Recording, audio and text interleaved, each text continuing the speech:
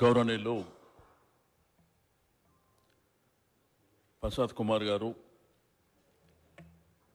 ఈరోజు శాసన సభాపతిగా ఎన్నికైనటువంటి శుభ సందర్భంలో మీకు మనస్ఫూర్తిగా అభినందన తెలియజేస్తూ భారత స్వాతంత్ర్యం లోపట ప్రజాస్వామ్యంలో శాసనసభ అనేది చాలా పవిత్రమైనటువంటి శాసనసభ. ఇది ఒక దేవాలయం లాంటిది.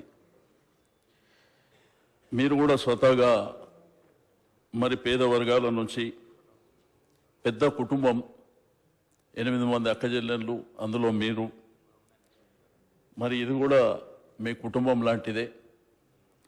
గౌరవ మా పార్టీ అధ్యక్షుల వారు ఒక కొత్త సాంప్రదాయానికి నాంది పలకడమే కాకుండా గౌరవ ముఖ్యమంత్రి గారు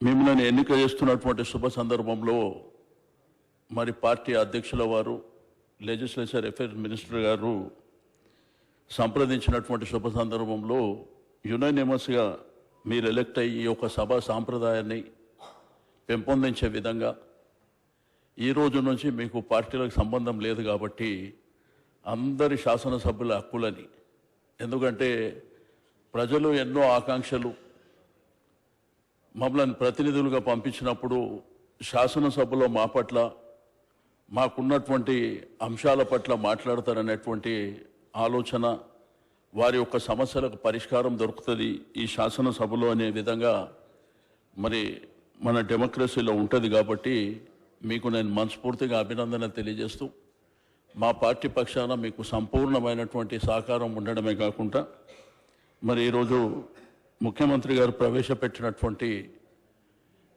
ఈ యొక్క కార్యక్రమంలో మీరు శాసనసభ సభాపతిగా మరి ఆ స్థానంలో ఉన్నందుకు నిజంగా గర్వపడుతున్నామని చెప్పి నేను ఈ సందర్భంగా తెలియజేస్తూ సెలవు తీసుకుంటాను.